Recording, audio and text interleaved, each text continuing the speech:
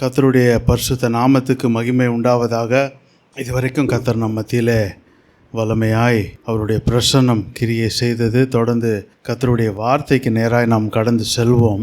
யோசுவாவின் புஸ்தகம் அதனுடைய 24வது அதிகாரம் 15வது வசனம். Joshua chapter 24 and verse 15. யோசுவா 24:15. இந்த வசனத்தை நான் வாசிக்கிறேன். கர்த்தரை சேவிக்கிறது உங்கள் பார்வைக்கு ஆகாததாய் கண்டால் பின்னை யாரை சேவிப்பீர்கள் என்று இன்று தெரிந்து கொள்ளுங்கள். நதிக்கு அப்புறத்தில் உங்கள் பிதாக்கள் சேவித்த தேவர்களை சேவிப்பீர்களா? நீங்கள் வாசம் பண்ணுகிற தேசத்து குடிகளாகிய எமோரியரின் தேவர்களை சேவிப்பீர்களோ? நானும் என் வீட்டாருமோ என்றால் கர்த்தரையே சேவிப்போம் என்றான். இந்த பகுதி நமக்கு எல்லாருக்கும் தெரிந்த ஒரு பகுதி. யோசுவா இஸ்ரவேல் ஜனங்களை பார்த்து இறுதியில் அவன் கேட்கிற ஒரு கேள்வி, நானும் என் வீட்டாருமோ என்றால் கர்த்தரையே சேவிப்போம், நீங்கள் யாரை சேவிக்க போகிறீர்கள் என்று அவன் ஒரு கேள்வியை இந்த இடத்துல கேட்கிறத பார்க்குறோம். இந்த மக்களுக்கு முன்பாக ஒரு தேர்ந்தெடுப்பை அவன் வைக்கிறதை நாம் இந்த இடத்துல பார்க்கிறோம். இன்றைக்கு நான் பேச போகிற தலைப்பு, இந்த வசனத்தை துவக்க வசனமாய் வாசித்தாலும் இதில் நான் மேற்கோள் காட்டி சொல்ல விரும்புகிற காரியம் என்னவென்றால், யாரை சேவிப்பீர்கள் அப்படின்னு சொல்லிட்டு, கர்த்தரை சேவிப்பீங்களா, இல்லை உங்கள் பிதாக்கள் சேவித்த தேவர்களை சேவிப்பீர்களா, இல்லை எமோரியரின் தேவர்களை சேவிப்பீர்களா? அது யார் என்பதை நீங்கள் தீர்மானித்து கொள்ளுங்கள் என்று யோசுவா அவர்களை பார்த்து பேசுகிறதை இந்த பகுதியிலே நாம் பார்க்கிறோம். அப்போ யோசுவா இந்த இடத்துல என்ன சொல்ல வராரு, ஜனங்களுக்கு முன்பாக 2 தேர்ந்தெடுப்புகளை வைத்து நீங்கள் எதை தேர்ந்தெடுக்க போகிறீர்கள் என்று கேட்கிறதை நாம் பார்க்கிறோம். இந்த நாளிலே என்னுடைய செய்தியின் தலைப்பு choices in our Christian life. Choices in our Christian life. நம்முடைய கிறிஸ்தவ வாழ்க்கையின் தேர்ந்தெடுப்புகள், நம்முடைய கிறிஸ்தவ வாழ்க்கையின் தேர்ந்தெடுப்புகள். இப்போ ஒவ்வொருவரும் நம்முடைய வாழ்க்கையில் ஒவ்வொரு நாளும் ஒவ்வொரு நேரத்துலேயும் ஒவ்வொரு நாள்லையும் பார்த்திங்கன்னா ஏதாவது ஒரு தேர்ந்தெடுப்பை நம்ம செய்கிறோம். ஏதாவது ஒரு சாய்ஸை நம்ம எடுக்கிறோம். இன்றைக்கி என்ன சாப்பிட்றது அப்படின்னு கேட்டால், வெஜிடேரியனா நான் வெஜிடேரியனா அப்படின்னு கேட்குறோம். அப்போ இன்றைக்கி எப்படி நம்ம போகிறோம்? பைக்கில் போகிறோமா, இல்லை பஸ்ஸில் போகிறோமா, இல்லை பஸ்ஸில் போகிறோமா, ட்ரெயினில் போகிறோம். ஏதாவது ஒரு தேர்ந்தெடுப்பு. ஒவ்வொரு நாளும் ஒவ்வொரு காரியங்களில் தேர்ந்தெடுப்புகள் நம்முடைய வாழ்க்கையில் தொடர்ந்து இருக்கிறதை நம்ம பார்க்குறோம். ஆனால் எதை நாம் தேர்ந்தெடுக்கிறோமோ, நாம் தேர்ந்தெடுப்பதற்கு என்ன காரியம் முடிவாக வருகிறதோ அதை சந்திக்க போகிறவர்கள் நாம தான் இருக்க வேண்டும். அப்போ நம்முடைய தேர்ந்தெடுப்புகளின் முடிவு, அந்த தேர்ந்தெடுப்புகள் எந்த முடிவுகளுக்கு நேராய் நம்மை நடத்துதோ அதை யார் அனுபவிக்க வேண்டும்னா, அதை யார் தேர்ந்தெடுக்கிறாங்களோ அவங்க தான் அனுபவிக்க வேண்டியதாக இருக்கிறது. இன்றைக்கு நம்ம ஒரு தேர்ந்தெடுப்பை செய்கிறோம். செஞ்சுட்டு அதற்கு பின்பாக அதனால வருகிற விளைவுகளை நாம் தான் அனுபவிக்கணுமே தவிர அது வேறு யாருக்கும் போகாது. அதில் நம்முடைய பங்கும் நிச்சயம் இருக்கும். அப்போ ஒவ்வொருவரும் நம்முடைய வாழ்க்கையில் தொடர்ந்து ஒவ்வொரு நாளும் ஏதோ ஒரு விதத்தில் ஏதாவது ஒரு காரியத்தில் ஏதாவது ஒரு தேர்ந்தெடுப்பு, ஏதாவது ஒன்று நம்ம என்ன பண்ணுறோம், சூஸ் பண்ணுறோம். ஏதாவது ஒரு சாய்ஸ் இருக்குது. எக்ஸாமில் கூட என்ன சொல்கிறாங்க, அப்ஜெக்டிவ் டைப்புன்னு சொல்லி 4 ஆன்சரை கொடுத்துட்றாங்க. 4 ஆன்சரை கொடுத்துட்டு இந்த 4 ஆன்சரில் எது கரெக்டுன்னு நீங்கள் தேர்ந்தெடுங்கன்னு சொல்லி டிக் பண்ணி சொல்கிறாங்க. அப்போ அதில் கரெக்டான டிக் பண்ணால் தான் அதற்கான மதிப்பெண் கிடைக்கும். தப்பானதை டிக் பண்ணால் சில இடங்களிலே நெகட்டிவ் மார்க்கிங் சொல்லுவாங்க, மைனஸில் போகும். அப்படிப்பட்ட காரியங்களும் இருக்குது. இப்போ தேர்ந்தெடுப்புகள் நம்முடைய வாழ்க்கையில் மிக மிக முக்கியமானவை.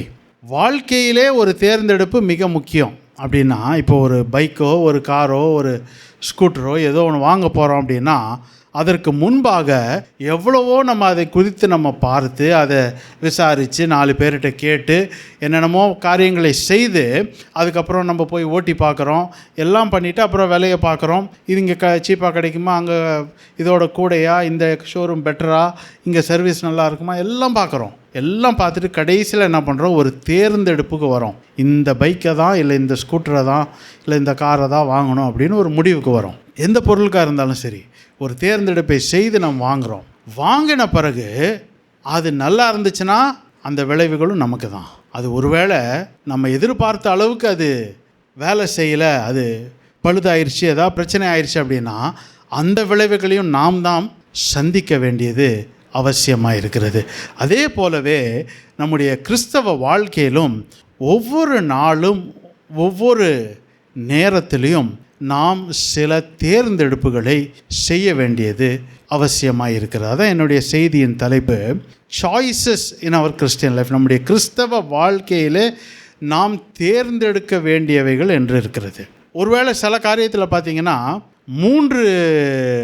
மூன்று காரியங்கள் இருக்கும். அந்த மூன்றில் எதையா ஒன்று தேர்ந்தெடுக்கணும்னு சொல்லுவாங்க. சிலதில் 4 இருக்கலாம், 4 இருக்கலாம், 5 இருக்கலாம், 6 இருக்கலாம், அதில் ஏதாவது ஒன்று தேர்ந்தெடுக்குங்கன்னு சொல்லலாம். தேர்ந்தெடுப்புகளில் பல இருக்குது. ஆனால் கிறிஸ்தவ வாழ்க்கையில் தேவனுக்கு ஒத்த காரியங்களை நம்மளை போகும்போது நம்முடைய கிறிஸ்தவ நடையில் பயணத்திலே நாம் தேர்ந்தெடுக்க வேண்டும் என்று வந்தால் பெரும்பாலும் அதிலே 2 பிரிவுகள் தான் இருக்கும்.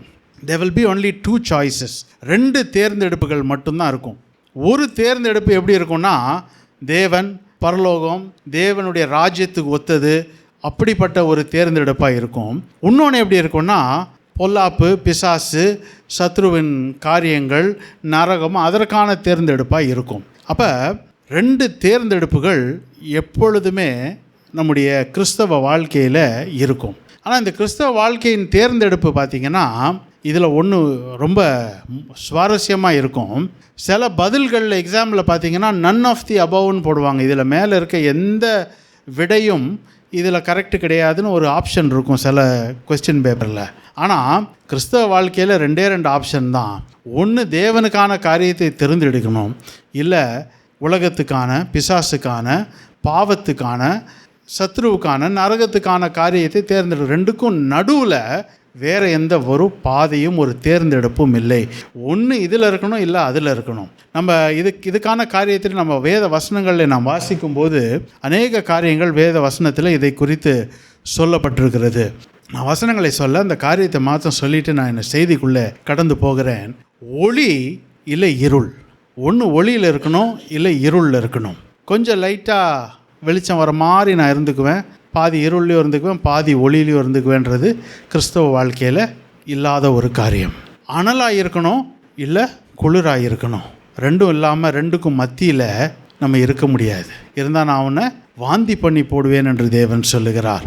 ஒன்று சரியாக இருக்கணும், இல்லை தவறாக இருக்கணும். ஒன்று சரியாக இருக்கணும், இல்லை தவறாக இருக்கணும். 2க்கும் நல்ல இது பரவாயில்ல, 2 அட்ஜஸ்ட் பண்ணி நடுவில் போய்க்கலாம் அப்படின்ற காரியம் கிறிஸ்தவ வாழ்க்கையில் கிடையாது. அதே போல் ஒன்று உண்மையாக இருக்கணும், இல்லை பொய்யாக இருக்கணும். ஒன்று ஜீவனுக்கான காரியமாக இருக்கணும், இல்லை மரணத்துக்கான காரியமாக இருக்கணும். இல்லை ஒன்று பரலோகமாக இருக்கணும், இன்னொன்று நரகமாக இருக்கணும். இப்படி நிறைய காரியங்கள் சொல்லிக்கொண்டே போகலாம். ஆனால் நம்முடைய தேர்ந்தெடுப்புகள், என்னுடைய விளைவுகளை நாம் தான் சந்திக்க வேண்டும் என்பதில் எந்த சந்தேகமே கிடையாது. இந்த உலகத்தில் கூட சில தேர்ந்தெடுப்புகளுக்கு மாற்றிக்கலாம், ஏதோ ஒரு காரியங்கள் பண்ணிக்கலாம், ஏதோ ஒரு அட்ஜஸ்ட்மெண்ட் பண்ணிக்கலாம். ஆனால் நம்முடைய கிறிஸ்தவ வாழ்க்கையில் நாம் தேர்ந்தெடுக்கிற காரியங்களுக்கு அதனுடைய முழு விளைவுகளையும் தேர்ந்தெடுத்த நாமே சந்திக்க வேண்டும் என்பதை எந்த சந்தேகமே இல்லை. அது உறுதியானது. We have to face the consequence of the choice that we make. எந்த தேர்ந்தெடுப்பை நாம் செய்கிறோமோ அதற்கான விளைவுகளை நாம் மாத்திரமே நம்முடைய கிறிஸ்தவ வாழ்க்கையில் சந்திக்க வேண்டியது அவசியமாக இருக்கிறது. கடைசி நாளில் அவர் நம்மை பார்த்து கேட்பார். அவருக்கு நாம் பதில் சொல்ல கணக்கு ஒப்புவிக்க வேண்டியதாக இருக்கிறது. நல்ல உக்ரானக்காரராய் அவர் இருக்கிறார். இப்போ அவர் கணக்கு ஒப்புவிக்கணும். அப்போ நான் ஒரு 3 காரியங்களை ஆவியானவர் என்னுடைய இருதயத்தில் வைத்தார். நாம் தேர்ந்தெடுக்க வேண்டிய, நம்முடைய கிறிஸ்தவ வாழ்க்கையில் நாம் தேர்ந்தெடுக்க வேண்டிய முக்கியமான 3 காரியங்கள். ஒவ்வொரு கிறிஸ்தவனும் தன்னுடைய வாழ்க்கையிலே தேர்ந்தெடுக்க வேண்டிய மிக முக்கியமான 3 காரியங்களை நான் துரிதமாய் பேசுவேன். இன்றைக்கி நான் ரொம்ப டீட்டெயிலாக பேச போகிறதில்ல. வசனத்தை சொல்லி, குறிப்புகளை சொல்லி நான் தொடர்ந்து கடந்த என்னுடைய செய்தியை நான் நிறைவு செய்ய விரும்புகிறேன். Each of us have to make 3 choices important choices in our Christian life. நம்முடைய கிறிஸ்தவ வாழ்க்கையில் 3 முக்கியமான காரியங்களை நாம் ஒவ்வொருவரும் நம்முடைய வாழ்க்கையில் தேர்ந்தெடுக்க வேண்டியது மிக மிக மிக அவசியமாய் இருக்கிறது. முதலாவதாக 1 ராஜாக்கள் அதனுடைய 18வது அதிகாரம் 21வது வசனம். 1 ராஜாக்கள் 18:21. இந்த வசனத்தை நான் வாசிக்கிறேன். அப்பொழுது எலியா சகல ஜனத்தண்டைக்கும் வந்து, நீங்கள் எந்த மட்டும் 2 நினைவுகளால் குந்தி குந்தி நடப்பீர்கள்? கர்த்தர் தெய்வமானால் அவரை பின்பற்றுங்கள், பாகால் தெய்வமானால் அவனை பின்பற்றுங்கள் என்றான். ஜனங்கள் பிரதியுத்தரமாக அவனுக்கு ஒன்றும் சொல்லவில்லை. இந்த வசனத்தை நான் மீண்டும் வாசிக்கிறேன். இந்த வார்த்தைகளை நல்லா கூர்ந்து கவனிங்க. அப்பொழுது எலியா சகல ஜனத்தண்டைக்கும் வந்து, நீங்கள் எந்த மட்டும் 2 நினைவுகளால் குந்தி குந்தி நடப்பீர்கள்? கர்த்தர் தெய்வமானால் அவரை பின்பற்றுங்கள், பாகால் தெய்வமானால் அவனை பின்பற்றுங்கள் என்றான் அப்படின்னு சொல்லிட்டு அதோடு முடிஞ்சில்ல. இந்த ஜனங்கள் அவனுக்கு என்ன பதில் சொன்னார்கள் என்பதை இந்த வசனம் சொல்லிட்டு முடியுது. இந்த ஜனங்கள் பிரதியுத்தரமாக அவனுக்கு ஒன்றும் சொல்லவில்லை. And the people answered him not a word. Answered him not a word. இங்கே நான் சொன்ன மாதிரி நம்முடைய கிறிஸ்தவ வாழ்க்கையில் நமக்கு முன்பாக 2 தேர்ந்தெடுப்புகள் தான் நம்ம கிறிஸ்தவ வாழ்க்கையே தொடங்குது. அது என்ன தேர்ந்தெடுப்புனா, ஒன்று உலகமா இல்லை தேவனா? இந்த உலகத்தை பின்பற்றி போனோம் அப்படின்னா அதற்கான காரியங்கள் அதற்கு பின்தொடரும். கர்த்தரை பின்தொடர்ந்து வந்தோம் அப்படின்னா அவர் நம்மை தொடர்ந்து மெய்ப்பனாக இருந்து பிதாவாக இருந்து நம்மை நடத்துகிறதை பார்க்கிறோம். ஆனால் இந்த 2ஐயும் விட்டுட்டு 3வதாக எலியா சொல்லாத ஒரு காரியத்தை இந்த ஜனங்கள் இந்த இடத்துல பதிலாக சொல்கிறாங்க. 2 சாய்ஸ், 2 ஆப்ஷன் தான் இருக்குது. கேள்வி என்ன? கர்த்தரை பின்பற்றுறீங்களா பாகாலை பின்பற்றுறீங்களா? யார் டிக் பண்ணுங்கள், கர்த்தரா பாகாலா அப்படின்னா இவங்களாவே இன்னொரு ஆப்ஷன் போடுறாங்க. அங்கே கேள்வியில் அது இல்லை, பதிலையும் அது இல்லை. இவங்களாவே ஒரு ஆப்ஷன் போட்டு என்ன சொல்கிறாங்க? எந்த பதிலும் சொல்லாமல் மௌனமாக இருக்கிறார்கள். அப்போ அந்த பதிலுக்கு என்ன அர்த்தம்? கர்த்தரா அப்படின்னா தெரியல, பாகாலா அப்படின்னா தெரியல, எந்த பக்கம் வேணால் எப்படி வேணால் போய்க்குவோன்ற மாதிரி ஒரு நடுநிலையிலே பதில் சொல்லுகிறதை நாம் இந்த இடத்துல பார்க்குறோம். இந்த சம்பவம் நமக்கு எல்லாருக்குமே நல்லா தெரியும். இந்த சம்பவம் நமக்கு எல்லாருக்கும் நல்லா பல தடவை இதிலேருந்து நம்ம பல பிரசங்கங்களை கேட்டிருக்கிறோம். அதனால் இந்த சம்பவத்துக்குள்ளே நான் அந்த சம்பவத்தை சுட்டி காட்டிட்டு அதில் சில காரியங்களை மாத்திரம் சொல்லிட்டு நான் போகிறேன். இப்போ 2 காரியங்களை எலியா அவர்களுக்கு முன்பாக வைக்கிறான். ஒன்று, இஸ்ரவேலின் தேவனாகிய கர்த்தரை சேவியுங்கள், இல்லைன்னா பாகாலை சேவியுங்கள் அப்படின்னு 2 காரியத்தை அவர்களுக்கு முன்பாக வைக்கிறான். ஜனங்கள் ஆனால் ஒன்றுமே சொல்லாமல் இருந்தாங்க. ஏன் ஒன்றுமே சொல்லாமல் இருந்தாங்க? இந்த நிலைமைக்கு ஏன் எலியா ஒரு கேள்வி கேட்குற நிலைமைக்கு இங்கே ஆயிடுச்சு அப்படின்னா, இந்த ஜனங்கள் யார் அப்படின்னு பார்த்தீங்கன்னா, இந்த ஜனங்கள் தேவனுடைய ஜனங்கள். இவர்கள் இஸ்ரவேல் ஜனங்கள் தேவனுடைய ஜனங்கள். தமக்கென்று ஒரு ஜாதியை, சொந்த ஜாதியை, ஒரு ஜனத்தை பிரித்தெடுத்து எகிப்தின் அடிமைத்தனத்திலிருந்து அவர்களை விடுவித்து அவர்களை வாக்குத்தத்தம் பண்ண தேசத்தில் கொண்டு வந்து அவர்களை சேர்த்து பாலும் தேனும் ஓடுகிற தேசத்தில் அவர்களை கொண்டு வந்து குடியேற பண்ண தேவன் அவர். ஆனால் இப்போ என்ன சொல்கிறாங்க? அந்த தேவனை பின்பற்றுகிறதை விட்டு விட்டு பாகாலை பின்பற்றுகிறார்கள். இப்போ இந்த நிலைமையில் அந்த தேசம் இருக்கும்போது தான் எலியா தீர்க்கதரிசி அவர்களுக்கு முன்பாக அங்கே நின்று இந்த கேள்வியை எழுப்புகிறதை பார்க்கிறோம். ஆனால் இந்த ஜனங்கள் அந்த கேள்விக்கும் எந்த ஒரு பதிலையும் சொல்லவில்லை என்பதை தான் நம்ம பார்க்கணும். அப்போ இந்த ஜனங்கள் யாருன்னா, கர்த்தரை அறியாதவங்க கிடையாது, கர்த்தரை தெரியாதவங்க கிடையாது. கர்த்தரோடு இருந்தவர்கள், கர்த்தருடைய ஜனங்கள் என்று இவர்கள் அறியப்பட்டவர்கள். கர்த்தரே இவர்களை ஓங்கிய புயத்தினாலும் பலத்த கரத்தினாலும் நடத்தி கொண்டு வந்தார் என்றெல்லாம் நம்ம வாசிக்கிறோம். இப்படிப்பட்ட ஜனங்கள் தான் இன்றைக்கான அவங்க நிலைமை எப்படி இருக்குது அப்படின்னு பார்த்தா, பாகாலுக்கு பின்பாக சோரம் போய் நிற்கிறது. They went warring after the gods of the land. அந்த தேசத்து தேவர்களுக்கு பின்பாக சோரம் போனார்கள், தேவனை மறந்து சோரம் போனார்கள். இப்போ எலியா கேட்குறாரு, நீங்கள் யாரை தேர்ந்தெடுக்கிறீங்க? பதில் ஒன்றுமே சொல்லலை. ஆனால் இப்போ எலியா அவர்களுக்கு முன்பாக ஒரு பலிபீடத்தை ஏற்படுத்தி அதன் மீது அந்த கடாவை வைத்து பரலோகத்திலிருந்து அக்கினி வந்து அதை பட்சித்து அதை முழுவதுமாய் சாம்பலாக்கி போட்டதுக்கு கண்கூடாய் கண்ட பிறகு நீங்கள் 1 ராஜாக்கள் புஸ்தகம் 18வது அதிகாரம் அதனுடைய 39வது வசனத்தை நீங்கள் வாசித்தீங்கன்னா, 1 Kings chapter 18 and verse 39, அதில் இப்படியாக சொல்லுகிறது, ஜனங்கள் எல்லோரும் இதை கண்டபோது முகங்குப்புற விழுந்து கர்த்தரே தெய்வம், கர்த்தரே தெய்வம் என்றார்கள். The Lord, He is God. The Lord, He is God. சில வசனங்களுக்கு முன்பாக தான் நீங்கள் யாரை சேவிப்பீர்கள் 21வது வசனத்தில் கேட்குறாரு. ஒரு பதிலும் சொல்லலை. இப்போ வானத்திலிருந்து அக்கினி வந்து இந்த பலியை சுட்டெரித்து அங்கே இருந்து எல்லாவற்றையும் நக்கி போட்டது என்று நாம் வாசிக்கிறோம். அந்த இடத்துல அதை கண்ட உடனே முகங்குப்புற விழுந்து கர்த்தரே தெய்வம், கர்த்தரே தெய்வம் என்று சொல்லுகிறார்கள். இன்றைக்கி பாருங்கள், 2 காரியம் இதில் முக்கியமாக. கர்த்தரே தெய்வம் என்று நாம் என்றைக்கு அறிக்கை செய்து, வாயினாலே அறிக்கை செய்து, இருதயத்தில் விசுவாசித்து ஏற்றுக்கொண்டு நாம் அறிக்கை செய்கிறோமோ அன்றைக்கு நாம் ரட்சிக்கப்படுகிறோம். அதுதான் நம்முடைய ரட்சிப்பின் ஆரம்ப நிலைமை. நம்ம கிறிஸ்தவ வாழ்க்கையின் துவக்கம் அதுதான். அன்றைக்கு நாம் ஒரு தீர்மானத்தை எடுக்கிறோம். என்ன தீர்மானத்தை எடுக்கிறோம்? இன்று முதல் நான் கர்த்தரை பின்பற்றுவேன், என் தேவனுக்கு பின்பாக நான் செல்லுவேன் என்று சொல்லி ஒரு தீர்மானத்தை எடுத்து தேவனை ஏற்றுக்கொண்டு நாம் அவரிலே விசுவாசித்து அவரை அறிக்கை பண்ணுகிறோம். வாயினாலே அறிக்கை பண்ணுகிறோம். ரோமரில் 10:9 அதான் சொல்லுகிறது. ரோமர் 10:9 நாம் வாசிக்கும் போது, வாயினாலே அறிக்கை பண்ணி இருதயத்தில் விசுவாசித்தால் நீங்கள் ரட்சிக்கப்படுவீர்கள் என்று சொல்லப்படுகிறது.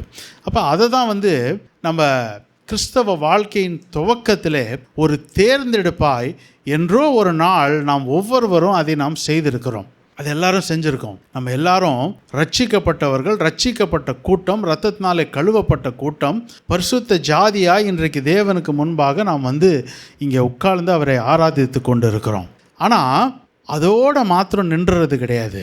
என்றோ ஒரு நாள் ஒரு தீர்மானம் எடுத்து, என்றோ ஒரு நாள் நாம் வந்து நான் தேவனுக்கு பின்பாக செல்லுகிறேன் என்ற ஒரு தீர்மானம் எடுத்து, ஒரு முடிவு எடுத்து அதோடு நாம் நின்று விட்டோம் என்றால் நம்முடைய ரட்சிப்பில் நாம் அதோடு வளராமல் அங்கேயே நின்றுவோம்.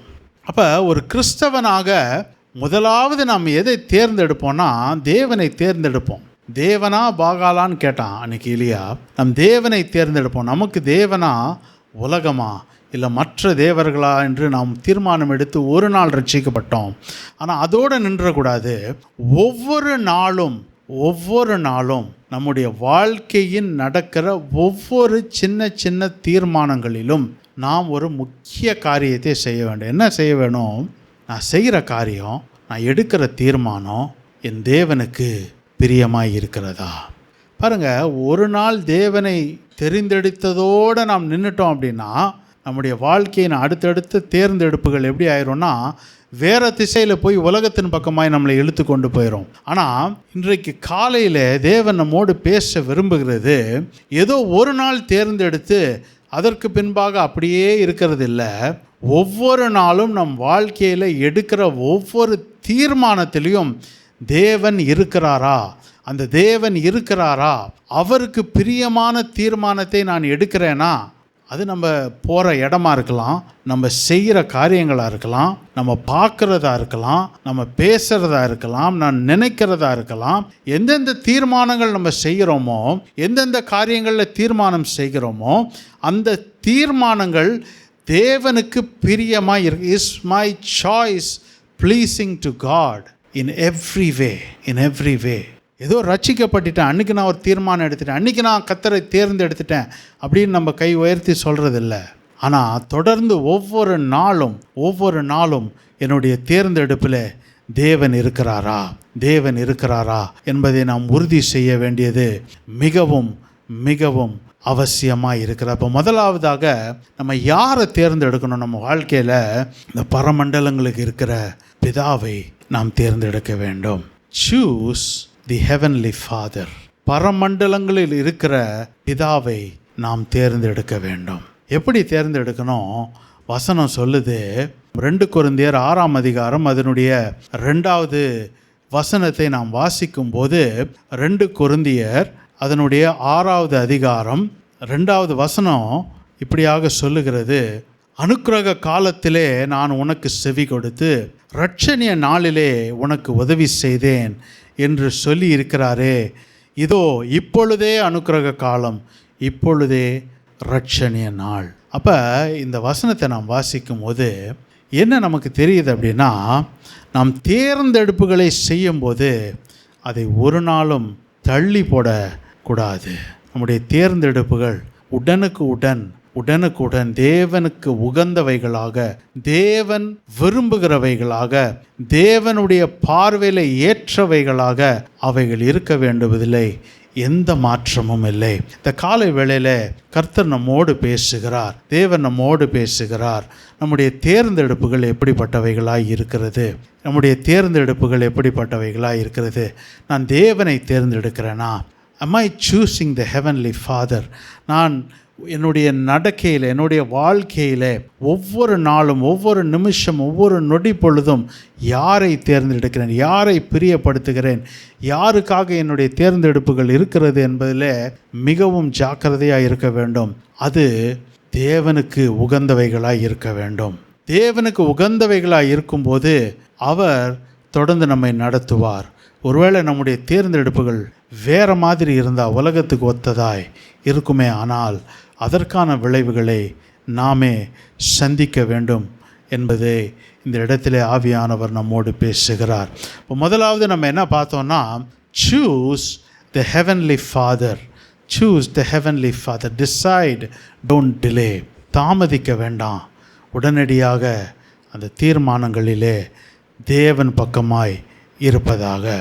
2வதாக ஒரு காரியத்தை நான் சொல்லும்படியாக நான் விரும்புகிறேன். இப்போ 2வதாக நம்ம எதை தேர்ந்தெடுக்க வேண்டும்? 2வதாக எதை தேர்ந்தெடுக்கிறோம்? ஒவ்வொரு கிறிஸ்தவனுடைய வாழ்க்கையிலும் மிகவும் மிகவும் மிகவும் முக்கியமான ஒரு காரியம் என்ன அப்படின்னா, பரிசுத்தம். பரிசுத்தம் என்பது கிறிஸ்தவனுடைய வாழ்க்கையை விட்டு பிரிக்க முடியாத ஒரு காரியமாய் இருக்கிறது. இப்போ 2வதாக நாம் எதை தேர்ந்தெடுக்கணும் அப்படின்னா, பரிசுத்தத்தை தேர்ந்தெடுங்கள். choose holiness.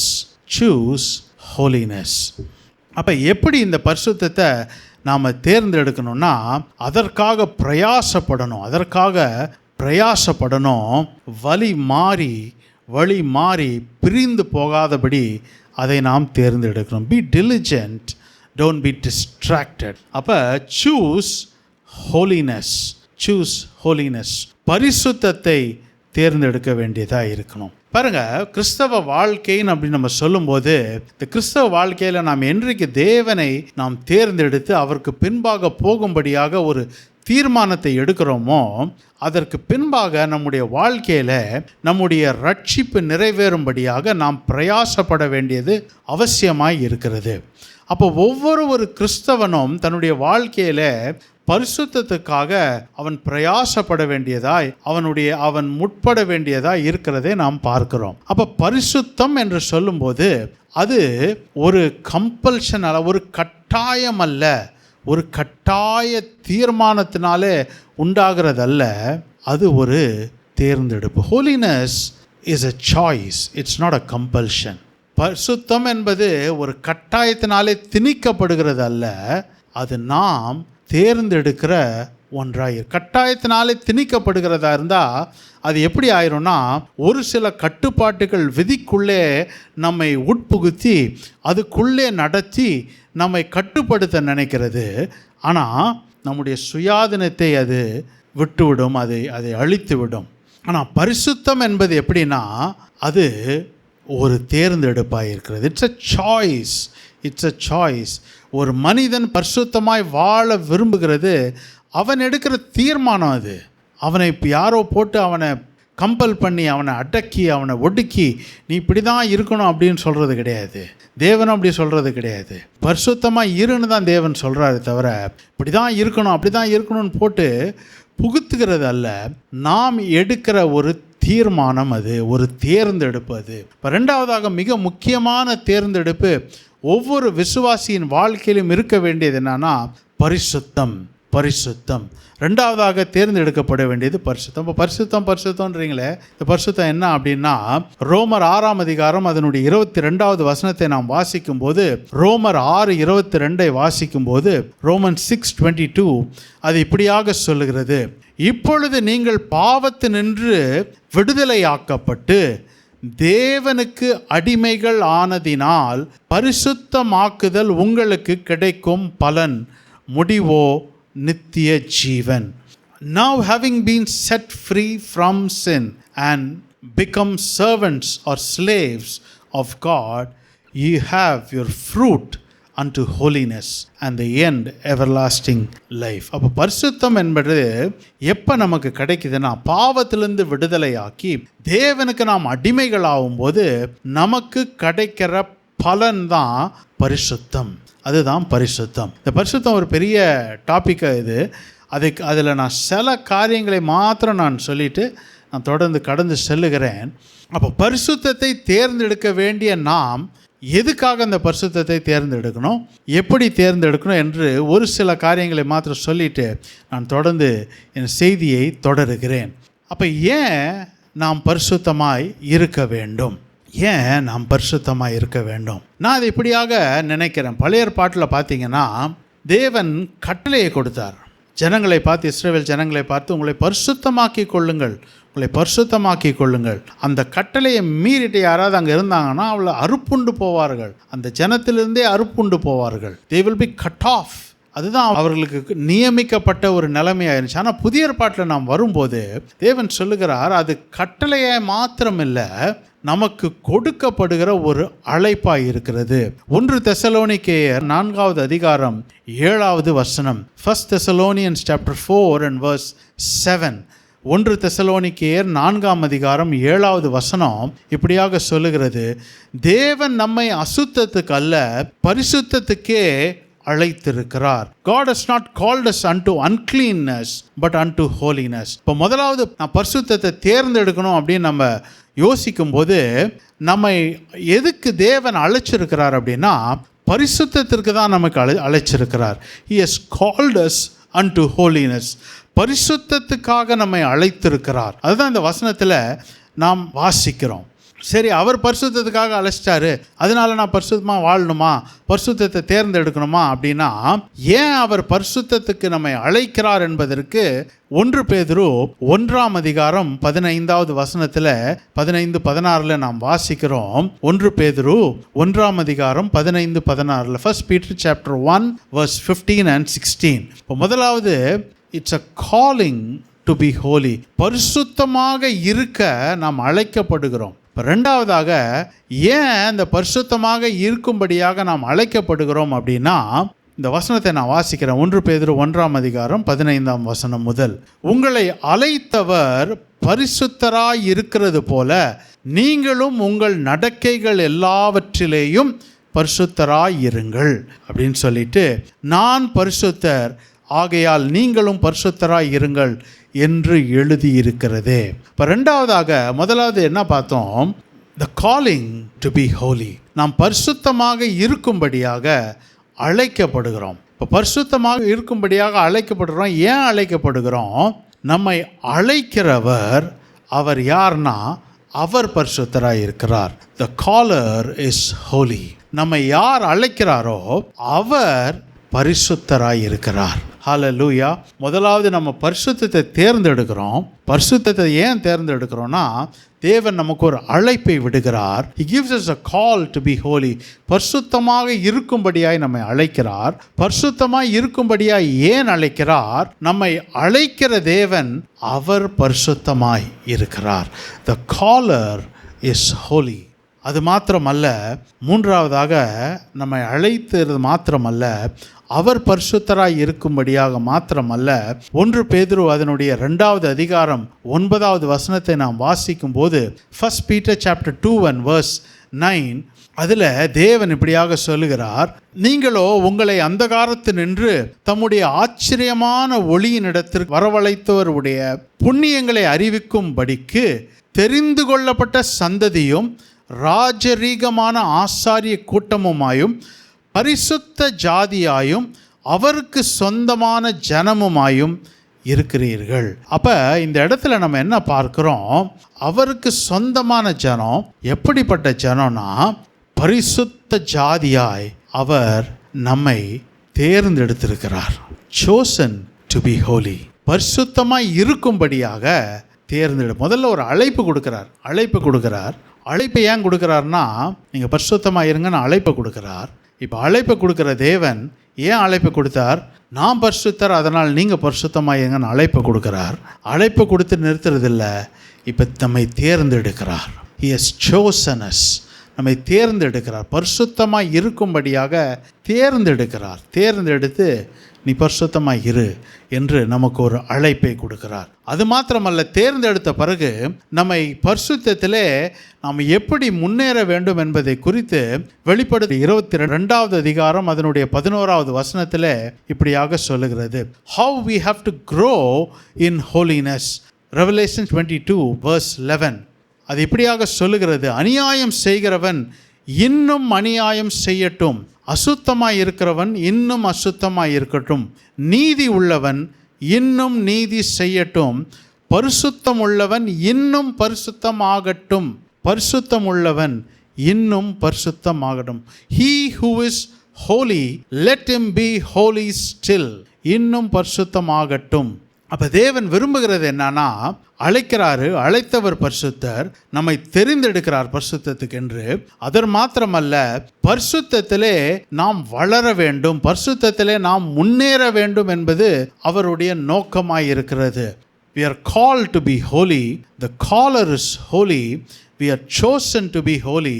Now God wants us to be cumulative in holiness, to grow in holiness. பரிசுத்தத்திலே முன்னேறும்படியாக, வளரும்படியாக தேவன் நம்மிடத்திலே விரும்புகிறார். அது மாத்திரமல்ல, கடைசியாக ஒரு காரியத்தை நான் சொல்லுகிறேன். இது மாத்திரமல்ல, எத்தனையோ காரியங்கள் இருக்கு. ஆவியானவர் என் இருதயத்தில் வைத்த சில காரியங்களை மாத்திரம் நான் சொல்லுகிறேன்.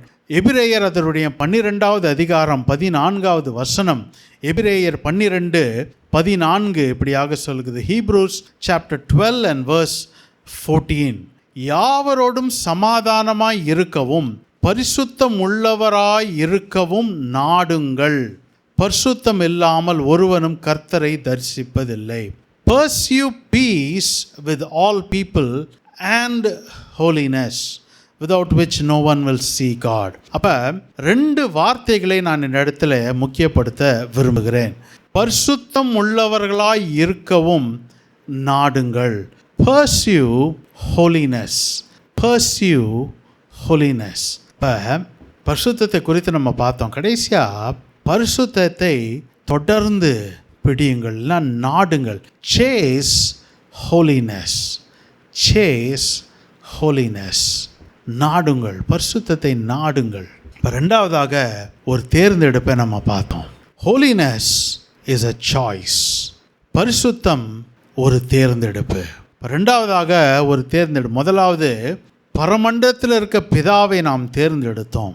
We made a choice for our heavenly Father. இப்போ 2வதாக ஒரு தேர்ந்தெடுப்பு, பரிசுத்தத்தை நாம் தேர்ந்தெடுத்தோம். We make a choice for holiness.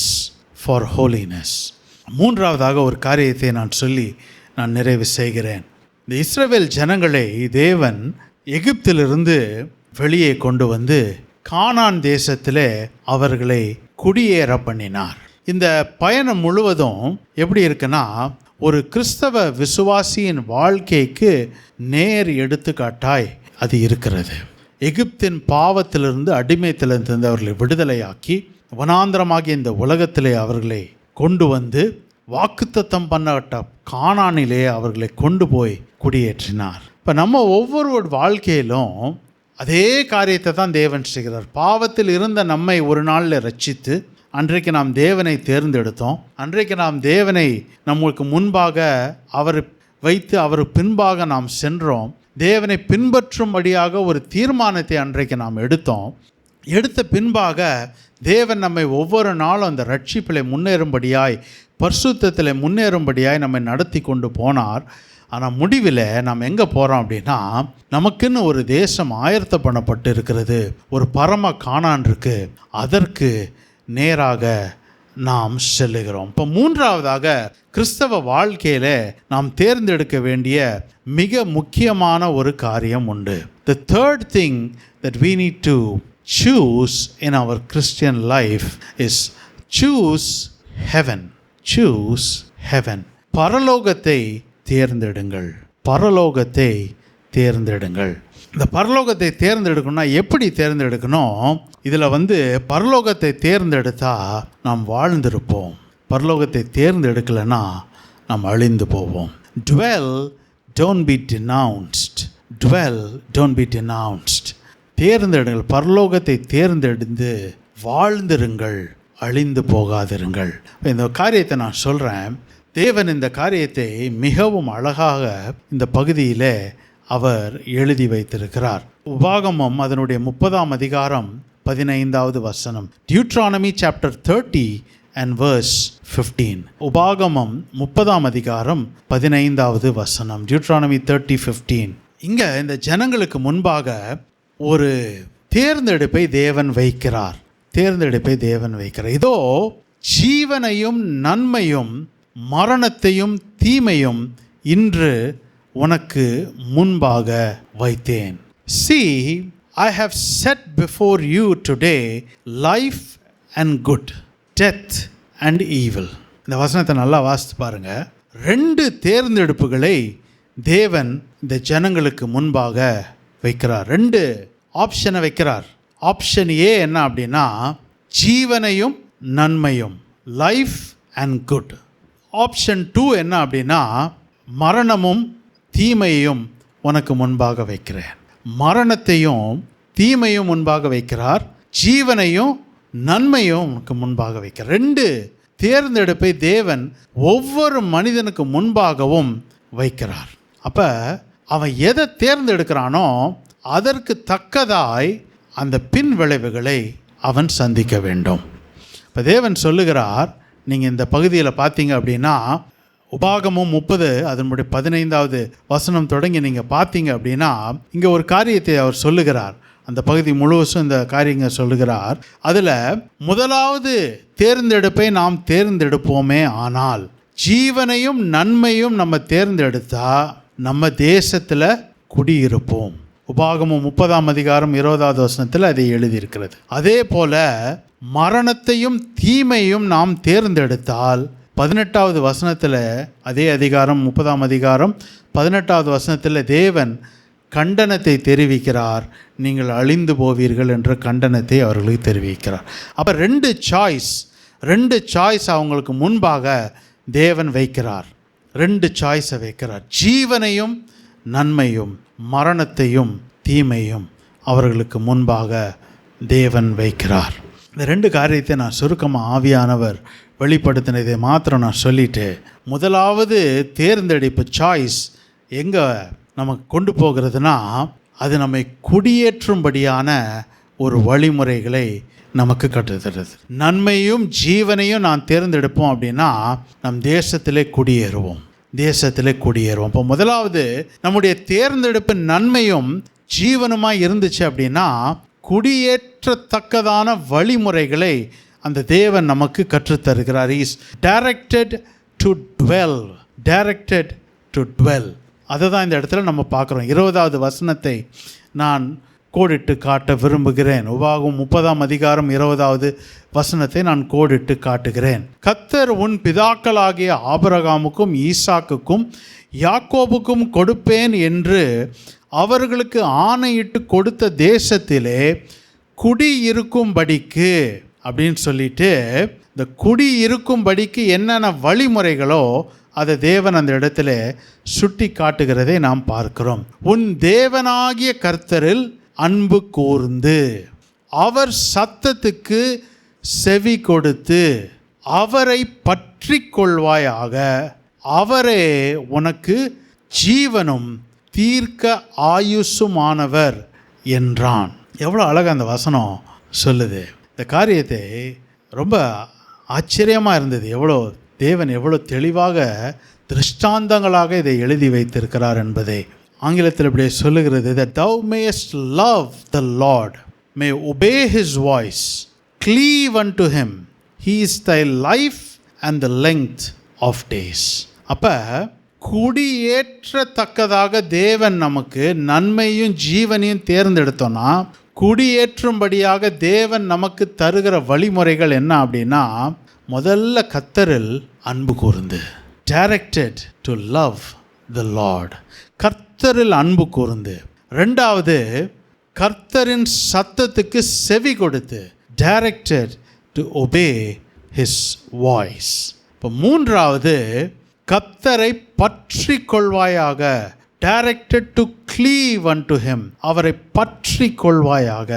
இதை நாம் செய்வோமே என்றால் தேவன் சொல்லுகிறார், கர்த்தரே உனக்கு ஜீவனாயிருப்பார்.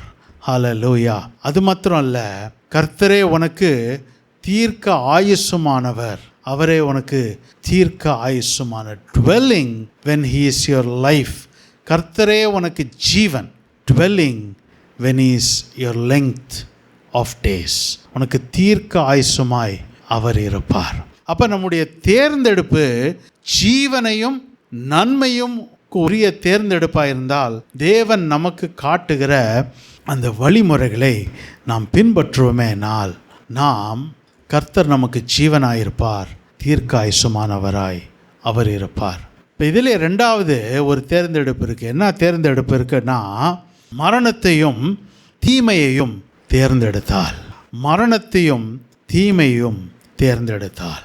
அப்போ இந்த ஜனத்துக்கு தேவன் சொல்லுகிறார், நன்மையும் ஜீவனையும் தேர்ந்தெடுங்க, மரணத்தையும் தீமையும் உங்களுக்கு முன்பாக வைக்கிறேன். இப்போ இந்த ஜனங்கள் மரணத்தையும் தீமையும் தேர்ந்தெடுத்தாங்கன்னா, யார் இந்த ஜனங்கள்? அவராலே விடுவிக்கப்பட்டு, அடிமைத்தனத்திலிருந்து விடுவிக்கப்பட்டு வனாந்திர வழியிலே நடத்தி கொண்டு வரப்படுகிற மக்கள். இவர்கள் என்ன பண்ணுறாங்கன்னா, நன்மையும் தீமையும் தேர்ந்தெடுக்காமல் தேவனை விட்டு விலகி தீமையும் மரணத்துக்கும் தேர்ந்தெடுக்கிறவர்களாய் இவர்கள் மாறுகிறார்கள்.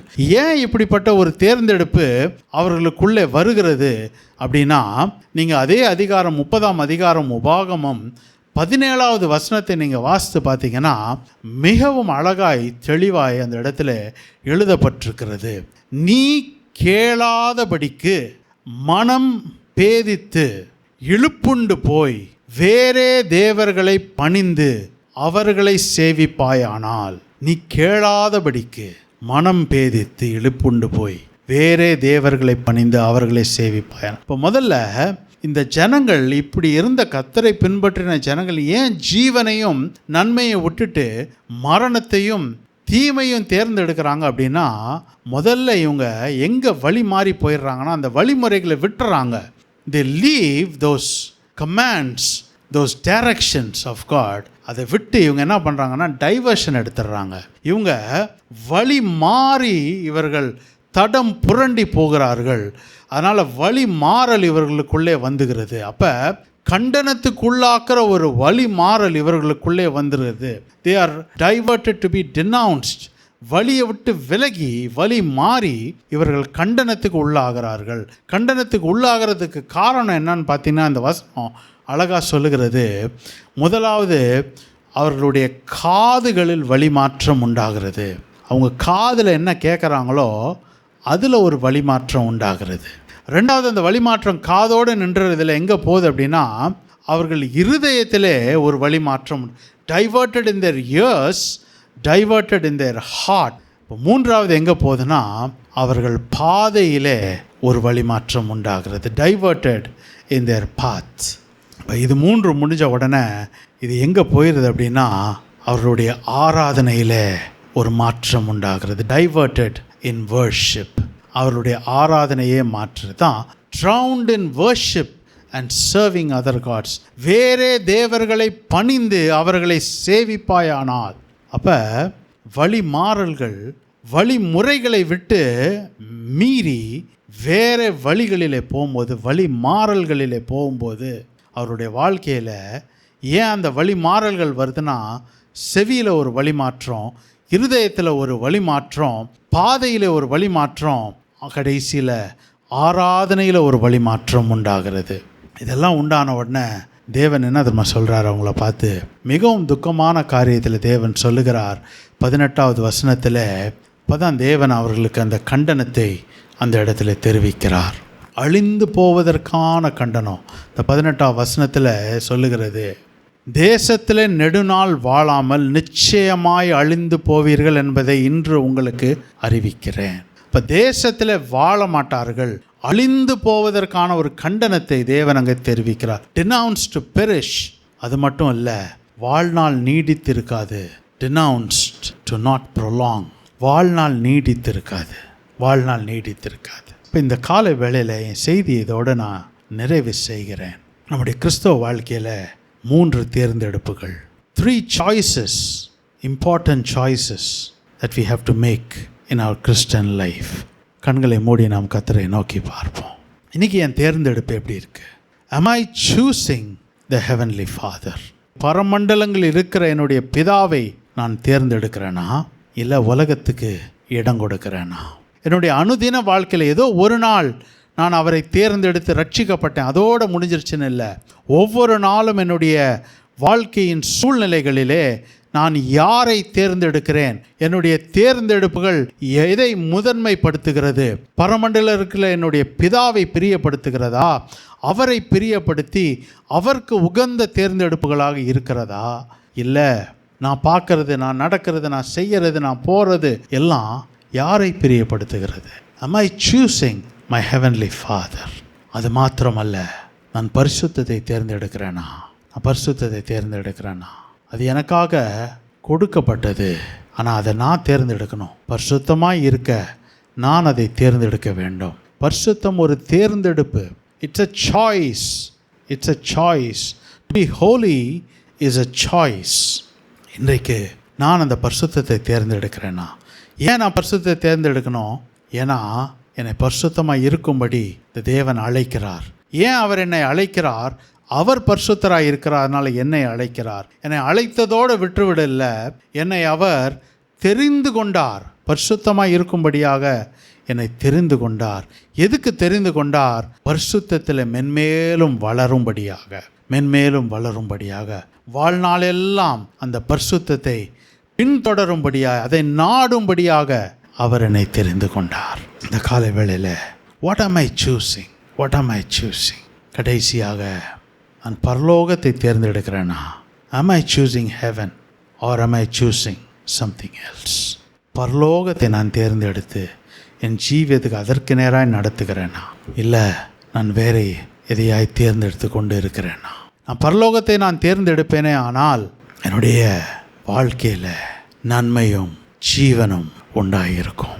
யோர்தானை கடந்த பிறகு, யோர்தானை கடந்த பிறகு நித்திய காலமாய் அந்த ஜீவன், அந்த நன்மை நம்மோடு இருக்கும். இல்லை அப்படின்னா நம்ம அழிந்து போன கூட்டத்தில் சேர்க்கப்படுவோம். இதனால் காலை வேளையில் இந்த நன்மையும் ஜீவனையும் நாம் தேர்ந்தெடுப்போம். நன்மையும் ஜீவனையும் நாம் தேர்ந்தெடுப்போம். அவரில் அன்பு கூர்ந்து அவருடைய சத்தத்தை கேட்டு அவரை மாத்திரம் பற்றி கொண்டோமேனால் அவரே நம்முடைய ஜீவனாயிருப்பார், நமக்கு தீர்க்காயுசமானவராயிருப்பார். ஹல்லேலூயா, ஹல்லேலூயா. இல்லை செவிகள் ஒருவேளை விலகுதா, வழி மாறுதா? செவி வழி மாறும், இருதயத்தை வழி மாற பண்ணும். இருதயம் வழி மாறது பாதை மாறும், பாதை மாறும். அதுக்கப்புறம் ஆராதனையே மாறிடும். அது எங்கே கொண்டு போவோம் அப்படின்னா, ஜீவனுக்கு நேராக இல்லை, அழிவுக்கு நேராய் கொண்டு போய்விடும், அழிவுக்கு நேராய் கொண்டு போய்விடும். காலை வேளையில் தேவன் நம்மோடு பேசுகிறார். சீர்படுத்த வேண்டியவைகளை சீர்படுத்துவோம். இன்றைக்கு ஆண்டவரே, என்னுடைய தேர்ந்தெடுப்புகளில் நீர் இருப்பீராக. Lord, I choose you. இன்றைக்கு நான் உம்மை தேர்ந்தெடுக்கிறேன். என் வாழ்க்கையின் ஒவ்வொரு சூழ்நிலையிலும், ஒவ்வொரு நிமிஷத்திலும், ஒவ்வொரு நொடி பொழுதிலும் நான் உம்மை தேர்ந்தெடுக்கிறேன். இந்த உலகத்தை அல்ல, உலகத்தின் காரியங்களை அல்ல, இந்த உலகத்தின் நேசத்தை அல்ல, ஆனால் உம்மை நான் தேர்ந்தெடுக்கிறேன். உம்மையில் அன்பு கூற, உம்மை பற்றி கொள்ள, உமக்கு பின்பாக வர, உடைய சத்தத்துக்கு செவி கொடுக்க எனக்கு கிருபை பாராட்டுங்கப்பா, கிருபை பாராட்டுங்க. ஹல்லேலூயா, ஜீசஸ். உம்மை மாத்திர பின்பற்ற இன்றைக்கி ஒரு வார்த்தை நம்ம தேவனோட பேசி நம்மை அர்ப்பணிப்போமே, நம்ம மீண்டும் அர்ப்பணத்துக்குள்ளே கொண்டு வருவோமே. வழி விலகின இடங்களிலே, வழி மாறின பகுதிகளிலே மீண்டும் அந்த வழிமுறைக்குள்ளே வரும். Let us come back to the directions of God. Let us not be diverted. Let us not be diverted. காலை வேளையில் 2 வரிகளை மட்டும் உள்ளத்தின் ஆழத்தில் நம்ம பாடும். நம்முடைய இடது கையை நம்முடைய இருதயத்தில் வைத்து நம்முடைய வலது கரத்தை உயர்த்தி அந்த தேவனுக்கு நேராய் உயர்த்தி அது ஒரு அர்ப்பணிப்பு நேரம், நம்மை சீர்தூக்கி பார்க்குற நேரம், இந்த தேவனுக்கு முன்பாக நம்முடைய நிலைமையை நாம் கொண்டு வந்து நிறுத்துகிற நேரம்.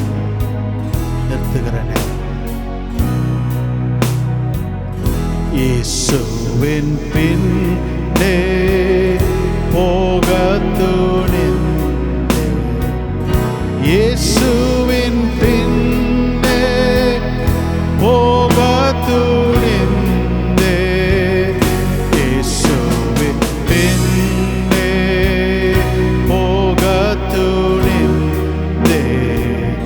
பின்னோக்கே நான் பின்னோக்கே நான் பின்னோக்கே நான் பின்னோக்கே நான் சிலுவையின் முன்னே உலகமென் பின்னே உலகமென் பின்னே சிலுவையின் முன்னே உலகமென் பின்னே சிலுவையின் முன்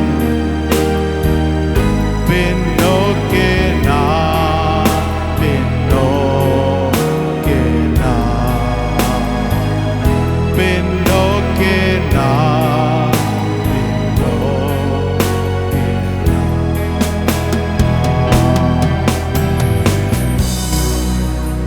எங்களை தாழ்த்துகிறோம், வெறுமையாக்குகிறோம். உடைய கரத்தில் எங்களை அர்ப்பணிக்கிறோம்.